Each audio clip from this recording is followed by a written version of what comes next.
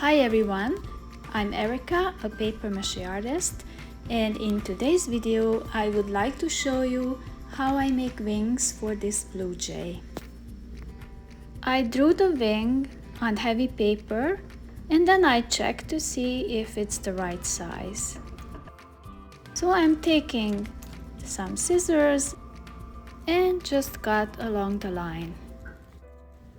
I check again to see if it's the right size, and then I use that wing as a template for the second wing and cut it out as well. Look at that!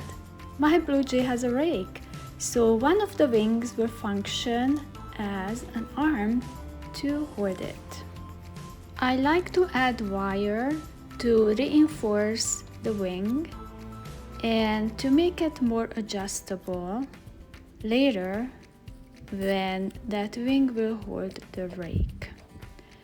So I just fasten it to the wing with masking tape and then just cut another piece and do the same on the other side as well. I start another piece of wire from the end of the wing, but first I make sure that it's nice and tight.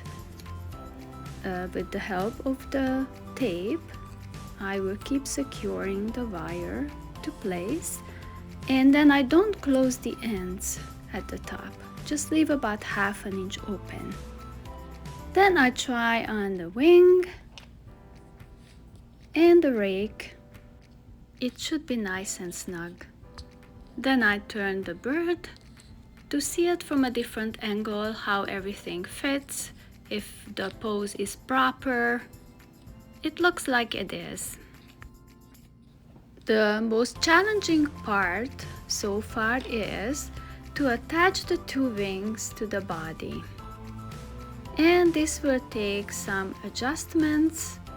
I will need to poke 2 holes and insert the 2 wires into the holes. The other end of the wing will also be attached to the head. There is a hole there already, and there's the wire that will go into it like that. The gesture is expressing something like, I'm here, I'm reporting for work. The other wing goes on just the same way. There are the 2 holes and the 2 ends of the wires go in there, hopefully easily. There's always some fiddling there, but it looks like everything's fine. And then the minor and final adjustments of the rake and the position of the wings is finalized. I poke another hole on the base to insert the rake in there. It has a piece of wire at the end, so that goes in, and then the wing wraps around it. The finished work looks like this. Hope to see you back again. I hope you enjoyed this mini tutorial.